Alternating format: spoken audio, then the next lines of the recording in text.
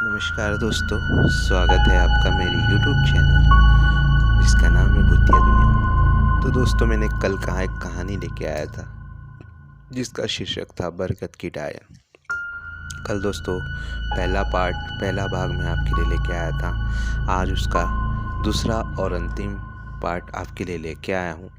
तो दोस्तों, जैसा कि आपने पहले पार्ट में सुना था कि गिरीश अपने गांव आता है, अपने पुश्तैनी गांव आता है, जहां उसकी पुश्तैनी हवेली होती है और वो यहाँ 20 साल बाद आता है। मगर वहाँ उसकी हवेली से लगकर एक बरगद का पेड़ था जिसमें कि कई राज दफन थे और वहाँ पर एक डायन भी थी।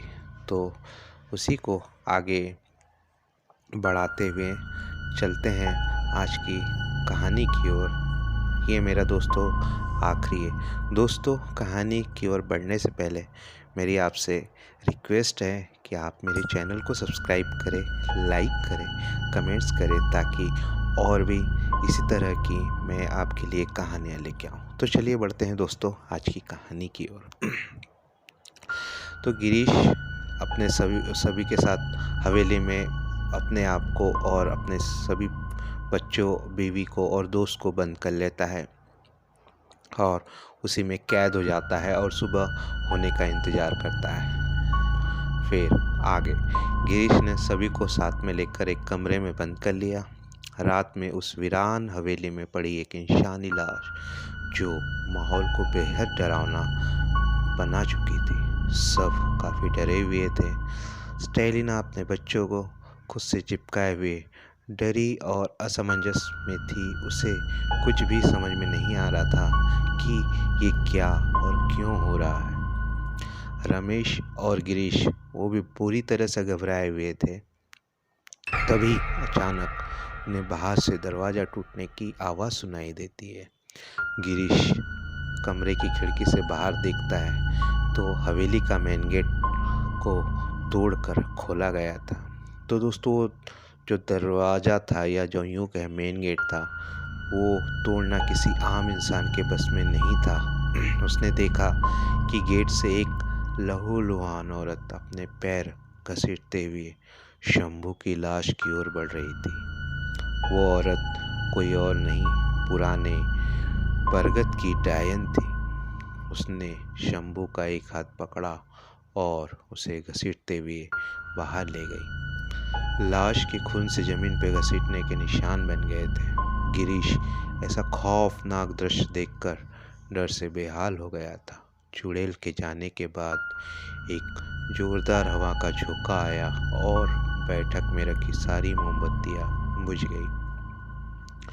एक डरावनी हंसी पूरी हवेली में गूंज उठी जो उस डायन की मौजूदगी का अंदेशा दे रही थी। रमेश और गिरीश बुरी तरह से कांप गए और भागकर बेड पर सभी बैठ गए। लेकिन कुछ ही देर बाद उसी कमरे में रखी अलमारी में से कोई कांच की वस्तु नीचे गिरकर टूट गई।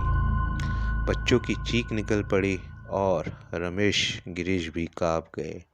सभी डर के मारे भगवान का नाम लेने लगे। उधर अंधेरे में अलमारी का डोर खुलने की आवाज़ सुनाई दी तो रमेश ने अपने फ़ोन की फ्लैश ऑन कर दी। फ्लैश लाइट में सबको जो भी दिखा वो बेहद खौफनाक और डरा देने वाला था। अलमारी के निचले हिस्से से वही चुड़ैल का सर निकल रहा था, फिर हाथ और फिर पिछला हिस्सा। वह रेंगती हुई उन सब की तरफ बढ़ने लगी। चुड़ैल खून जैसी लाल और खून से लथपथ भयानक चेहरा गिरीश को गुस्से से घूरे जा रहा था। बच्चों और स्टेलिना का डर से चिल्ला चिल्ला कर बुरा हाल था। सारा कमरा चीखों से गूंज रहा था। लेकिन वह चुड़ैल डायन लगातार रेंगती हुई उनकी ओर बढ़ रही थी। उनकी ओर बढ़ रही चुड़ैल रुक जाती है। उसके चेहरे पे गुस्सा की जगह डर था। किसी को कुछ समझ में नहीं आ रहा था। तभी रमेश ने अपने फ़ोन में अपना मोड ऑन करके देखा तो उसे याद आया उसने अपने फ़ोन की वॉल पर हनुमान जी की तस्वीर लगाई है, जिससे वो चुड़ैल आगे की ओर नहीं बढ़ पा रही थी। रमेश ने हिम्मत करके बेड से उतरकर उस चुड़ैल को लगातार हनुमान जी की तस्वीर दिखाने लगा, जिससे वह चुड़ैल घबरा कर और वहाँ से गायब हो गई और कह के गई, मैं फिर आऊँगी, कोई नहीं जा पाएगा यहाँ से। हाँ, और एक भयानक हंसी हंसते हुए चेतावनी देते हुए वहाँ से निकल गई। सब कुछ एकदम शांत हो गया और सभी लोगों ने भगवान का धन्यवाद दिया। पूरी हवेली मौन सागर में विलीन थी। रमेश और गिरीश हवेली से निकलने का उपाय खोजने लगे हैं। तभी उन्होंने फ़ोन में समय देखा तो सुबह के 3:28 हो रहे थे। तभी उनका ध्यान फ़ोन की बैटरी पे जाता है, जिसमें केवल 1% बचा था। दोनों के मुंह आश्चर्य से खुले रह गए, क्योंकि फ़ोन कभी भी बंद हो सकता था। गिरीश, तेरा फ़ोन कहाँ है? रमेश ने घबराते हुए कहा। मेरा फ़ोन तो शायद बैठक में है, टेबल पर। तेरा पावर बैंक कहाँ रखा है? उसे चार्ज कर लेना यार, जल्दी से। फ़ोन ऑफ नहीं होना चाहिए।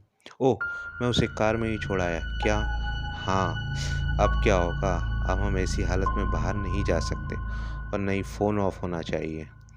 अगर ज़िंदा रहना है तो बाहर तो जाना पड़ेगा। कैसे? भगवान करे फ़ोन बंद ना हो, तो हम तेरा फ़ोन या अपना पावर बैंक उठा कर लाएंगे और इसी तरह से रात भी कट जाएगी। सुबह होते ही हम कोई ना कोई रास्ता ज़रूर निकालेंगे। हाँ, सही कहा तुमने, चलो जल्दी। जैसे ही दोनों बाहर जाने के लिए कमरे के दरवाजे की तरफ बढ़े तो फ़ोन वाइब्रेट के साथ बंद हो गया। सभी कांप उठे। बच्चों ने डर से रोना शुरू कर दिया। रमेश और गिरीश भी डर से दबे पांव बेड पर पहुंच गए। अब हवेली में फिर से सन्नाटा पसरा हुआ था। कुछ देर बाद हवेली के मेन हॉल में कुछ हलचल हुई। सभी पसीने में सरोवर थे। पाँव की आहट मेन हॉल से उनके कमरे तक आकर रुक गई। सभी का डर से बुरा हाल हो रहा था। सब भगवान को याद कर रहे थे। तभी उन सबका पेट जोर से हवा में उठा और तेज आवाज़ से नीचे गिर पड़ा। सभी चीख कर कमरे में बिखर गए और खुद को छिपाने लगे। सारे कमरे में भयंकर आवाज़ गूंजने लगी और इन्हीं आवाज़ों में, पापा मुझे बचा लो, मुझे कोई खींच रहा है, बचाओ। ये आवाज़ रूबी की थी। उसे वास्तव में उस चुड़ैल के शिकंजे में थी।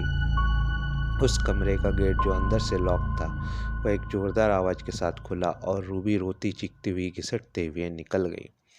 उसके बाल उस चुड़ैल के हाथ में थे, मगर अंधेरे के कारण उसे कोई देख नहीं पाया। रूबी बेटा, कहाँ हो तुम?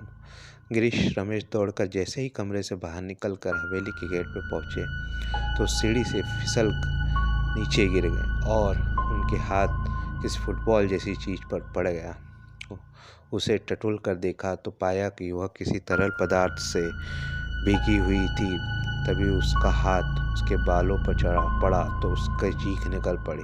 वह वस्तु फुटबॉल नहीं, अपितु शंभू का सर था। उसके बाल छोटे थे। वह भागता हुआ रमेश के साथ उसी कमरे में पहुंच गया, जहां उसने देखा कि स्टेला बेहोश हो चुकी थी। गिरीश भी घुटनों के बल बैठकर रोने लगा।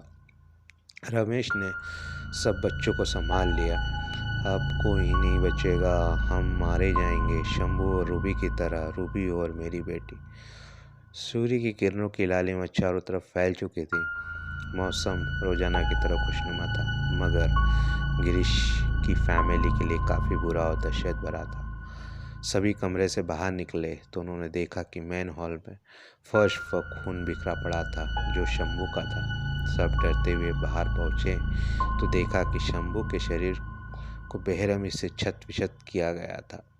ये सब देखकर स्टेला और पीयूष को उल्टियाँ होने लगी। सबने कई प्रयास से हालत पर काबू पाने की कोशिश की, मगर सबकी हालत गंभीर होती जा रही थी। सभी पागलों की तरह रूबी को ढूंढ रहे थे। गिरीश को याद आया। वह दौड़ता हुआ उस बरगद के पेड़ के पास पहुंचा और उसने वहां देखा रूबी बेहोश की हालत में पड़ी हुई थी। गिरीश ने दौड़कर उसे गला लगाकर फूट फूट कर रोने लगा। रूबी भी होश आने पर अपने पापा के गले लगकर रोने लगी। सभी वहां पहुंच गए और रूबी को सही हालत में देखकर खुश हुए। गिरीश रूबी को उठाकर जैसे ही हवेली की ओर मुड़ा तो उसे रमेश की आवाज़ सुनाई दी। तो उसने मुड़कर देखा तो पाया कि रमेश बरगद पर लटका हुआ है। उसके गले में बरगदों की जड़ों से फांसी लगी हुई है और वह झटपटा रहा था। गिरीश दौड़कर उसके पास पहुंचा और उसे छुटाने की कोशिश करने लगा। जैसे ही गिरीश की निगाह बरगद के पेड़ के ऊपर गई तो चीख कर नीचे गिर पड़ा, क्योंकि ऊपर वही खौफनाक चेहरे वाली चुड़ैल बैठी बैठी मुस्कुरा रही थी। इधर रमेश जिंदगी की लड़ाई मौत से हार गया था। उसकी सारी हलचलें बंद हो चुकी थी। गिरीश खड़ा होकर सबको साथ लेकर हवेली की तरफ दौड़ा। गिरीश ने सबको कार में बैठा दिया। तुम लोग यहीं पर बैठना, ओके, जब तक मैं वापस ना आ जाऊँ। आप कहाँ जा रहे हो? आप भी अंदर आ जाइए, मैं आपके अकेले कहीं नहीं जाने दूँगी। पापा प्लीज़ कहीं मत जाओ, मुझे कुछ नहीं होगा, ओके। पहले मेरी बात सुनो, कार को अंदर से लॉक कर लो। जब तक मैं ना कहूँ तब तक कार से बाहर मत निकलना। गिरीश हवेली के सामने वाले रास्ते पे दौड़ता हुआ चला गया। स्टेलिना बच्चे बेहद डरे और सहमे हुए कार में बैठे हुए थे। कार में शिवजी की मूर्ति थी, जिससे चुड़ैल का उसमें प्रवेश कर पाना मुश्किल था। कुछ मिनटों बाद जोर की हवा चली और कुछ देर बाद रुक गई। धूल की वजह से कार में से कोई कुछ भी दिखाई नहीं दे रहा था। हवा धीमी हुई तो कार के विंडो ग्लास पर स्क्रैच के निशान थे, जैसे किसी नुकीली चीज़ से खरोचे गए हो। उस निशानों में खून भी लगा हुआ था, जिससे जाहिर होता था कि चुड़ैल उनके पास में ही है। तभी कार की छत से किसी के रेंगने की आवाज़ आई और देखते ही देखते सामने से वही भयानक चेहरे वाली औरत का चेहरा देखा, जिससे कार का आगे वाला ग्लास खून से लाल हो गया। ये सब देखकर सभी चीखकर एक दूसरे से चिपक कर बैठकर रोने लगे। फिर अचानक सब शांत हो गया। सबने देखा गिरीश एक तांत्रिक के साथ चला आ रहा है। गिरीश सभी को अपने साथ लेकर हवेली की बैठक में पहुंच गया। ये बहुत ही खतरनाक आत्मा है। ये कई वर्षों से बंधक होने और अपना बदला न लेने के कारण बहुत गुस्से में है, और इसका गुस्सा इसको ज़्यादा ताकतवर बनाता है। इसे आज़ाद करना तुम लोगों की मूर्खता है। तो कुछ कीजिए स्वामी, कर ही तो रहा हूँ। ये आत्मा कितनी भी खतरनाक हो, उसे मैं पहले की तरह बंधक बना लूँगा। बाबा, ये आत्मा कौन है और हमसे क्यों बदला लेना चाहती है? गिरीश, ये कौन है? स्वामी जी, ये मेरी धर्मपत्नी है। आप क्रिया प्रारंभ कीजिए, इन्हें मैं समझा देता हूँ। गिरीश स्टेलिना को एक साइड ले जाकर समझाने लगा। गिरीश, हाँ स्वामी जी, ये लो रक्षा सूत्र, इसे सबकी कलाई पे बांध दो, जिससे वह नापाक रूह किसी का कुछ नहीं बिगाड़ सकती। जी स्वामी जी। गिरीश ने सबके वह धागा बांध दिया। उसने देखा कि रूबी वहाँ नहीं है। वह उसे ढूंढने के लिए द्वार पर गया तो स्टेलिना ने गिरीश का हाथ पकड़कर कहा, मैंने पूछा ना कि यह औरत कौन है? हम सबसे किस बात का बदला रही? जल्दी बताओ, मुझे सच जानना है। ओके सुनो, ये मेरी पहली पत्नी सीमा है। Oh what? हाँ, आगे सुनो। इसके लड़का नहीं हुआ तो इसने काले जादू का सहारा लिया और इसकी निजता यहीं नहीं रुकी। इसने लड़के के लिए मेरी बेटी प्रिया और मेरे पेरेंट्स को भी बलि चढ़ा दिया। इसलिए गांव वालों ने इस डायन को मार डाला। Oh my God! मरने के बाद भी जिस तरह से वो सभी को मार रही है, उसी तरह से मारने लगी है। इन्हीं स्वामी जी ने इसे बरगद के पेड़ में बांध दिया। अब क्या होगा गिरीश? चिंता की कोई बात नहीं, अब स्वामी जी सब संभाल लेंगे। गिरीश, हाँ स्वामी जी, जल्दी से मेरे पास आओ। क्यों, क्या हुआ स्वामी जी? गिरीश दौड़ते हुए तांत्रिक के पास जाकर पूछा। ये देखो, नींबू का रंग लाल पड़ गया है। इसका मतलब यह है कि आत्मा यहीं कहीं पास में है। सबको बुला लो, साथ में ही रहना। वो आत्मा ताकत के साथ चतुर भी है। स्टेलिना, सब पर रूही कहाँ है? पता नहीं, अभी तो साथ में ही थी। Oh my God, Ruby! Girish ने चिल्लाकर रूबी को आवाज़ दी। तभी हवा का एक तेज झोंका आया और सारे हॉल में धूल छा गई। पापा हूँ, सामने से रूबी की रोने की आवाज़ सुनाई दी। सबने देखा तो सामने रूबी आंखों को मलते हुए आ रही है। बेटा, कहाँ थी? क्या हुआ? जल्दी मेरे पास आओ। रूबी दौड़कर तांत्रिक के पास पहुंचकर उससे लिपट कर रोने लगी। बाबा, मुझे बचा लो, वो सबको मार डालेगी। डरो मत बेटा, कुछ भी नहीं होगा, अब मैं आ गया हूँ ना। तांत्रिक ने रूबी को समझाते हुए कहा, तू भी मरेगा मरेगा कमीने। उस दिन तूने मुझे बंधक बना लिया था ना, अब नहीं, तू मर जा। रूबी की आवाज़ में उस चुड़ैल की आवाज़ थी। तांत्रिक कुछ कर पाता तब तक रूबी ने पास में पड़े चाकू से हमला कर दिया और तांत्रिक की पीठ के आर पार कर दिया। हमले से तांत्रिक झटपटा के लगा और रूबी तांत्रिक के सीने पर सवार होकर चाकू उसके गले पर रखते हुए कहा, निगाह हटी तो समझ दुर्घटना घटी। और एक भयानक हंसी हंसती है। ये क्या किया रूबी तुमने? गिरीश ने रूबी को पकड़ कहा, मैं रूबी नहीं, तेरी मौत सीमा हूँ। याद कर उस दिन कैसे मैंने तुझसे अपनी और अपनी बेटी की जान की भीख मांगी थी। ले अब तू भी मर। रूबी के शरीर में समाई सीमा की आत्मा गिरीश की कलाई में बंधा धागा देखकर चली गई और रूबी बेहोश होकर गिरीश की गोद में गिर पड़ी। गिरीश रूबी को गले लगाकर रोने लगा। सभी लोग कुछ सोच नहीं पा रहे थे कि क्या किया जाए। सभी लोग एक समूह में बैठ गए और ईश्वर को मानने लगे कि इस आपस से छुटकारा मिल जाए। गिरीश अभी तक रूबी को गले लगाकर रोए जा रहा था। रूबी ने अपनी आंखें खोली। उसकी आंखों में एक असाधारण सी चमक थी। उसने हल्की मुस्कान से चाकू फिर से उठा लिया और उस कलाई पर हमला कर दिया जिस पर धागा बंधा हुआ था। धागा कटकर अलग हो गया। गिरीश दर्द से तिलमिला उठा। उसने देखा कि सामने रूबी अपने हाथ में चाकू लिए उसकी तरफ बढ़ने लगी है। स्टेलिना ने भागकर रूबी को पकड़ लिया। उसकी कलाई में बंधे धागे के स्पर्श से सीमा की आत्मा भाग गई और रूबी बेहोश होकर स्टेलिना की बाहों में गिर पड़ी। उस वक्त गिरीश की चीख सुनाई दी। स्टेलिना ने देखा कि चुड़ैल गिरीश के पैर पकड़कर उसे बाहर की ओर ले जा रही है।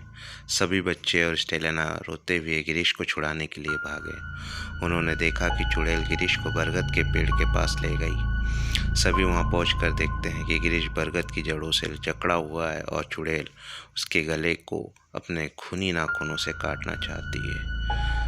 रुको, मेरे पति और मेरे परिवार को माफ़ कर दीजिए। हम सब ने आपका क्या बिगाड़ा है? भगवान तुम्हें ऐसे नीच काम के लिए माफ़ नहीं करेगा, स्टेलिना ने रोते हुए कहा। स्टेलिना की बातें सुनकर चुड़ैल ने अपनी अंगारों जैसी लाल आंखों से स्टेलिना की ओर देखा। मैंने कौन सा नीच काम किया है? तुझे क्या पता, तू भी मेरी तरह ही बोली है। इसी ने किया है नीच काम। सुनना है तो सुन, मेरे पापा के पास बहुत सारी जायदाद थी। उसने उनको फंसाकर मुझसे शादी कर ली और जब मैं इसको औलाद के रूप में लड़का नहीं दे पाई तो इसने उस ढोंगी स्वामी के साथ मिलकर घिनौनी चाल चली।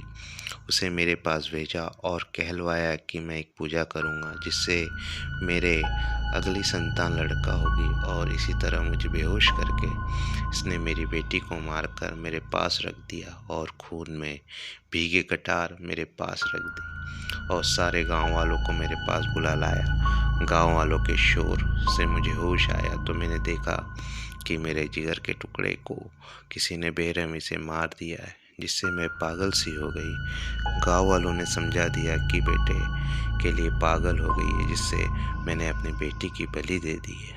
गांव वालों ने मेरी एक बात भी नहीं मानी और मुझे पीट पीट कर मार डाला और इसने मुझे जला दिया। चुड़ैल की आंखों में गुस्से की जगह दर्द भरे आंसू थे।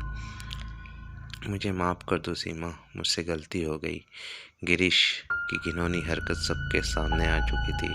स्टेलिना भी रोने लगी। और सुन, तेरी माँ को मैंने ही चूल्हे में सर दे के मैंने ही मारा था और तेरे बाप और स्वामी के बेटे को मैंने इसी बरगद के पेड़ पर मारा था और बचा फिर तू। तुझे मारती तब तक इस पाखंडी स्वामी ने मुझे यहाँ कैद कर दिया।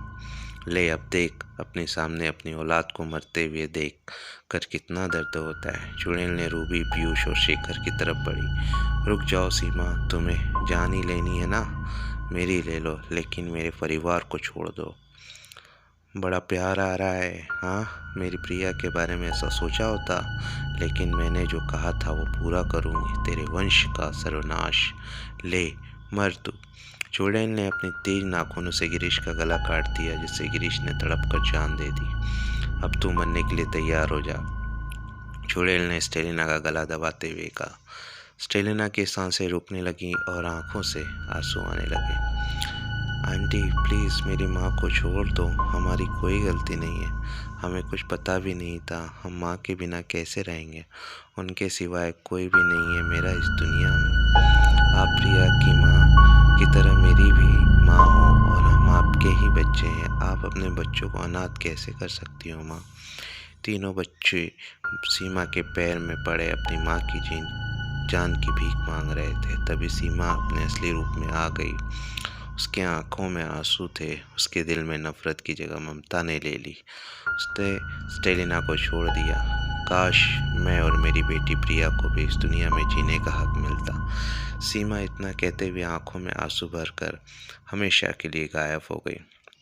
स्टेलिना अपनी बच्चों को खुद से चिपका कर फूट फूट के रो पड़ी। माँ का दर्द केवल एक माँ ही समझ सकती।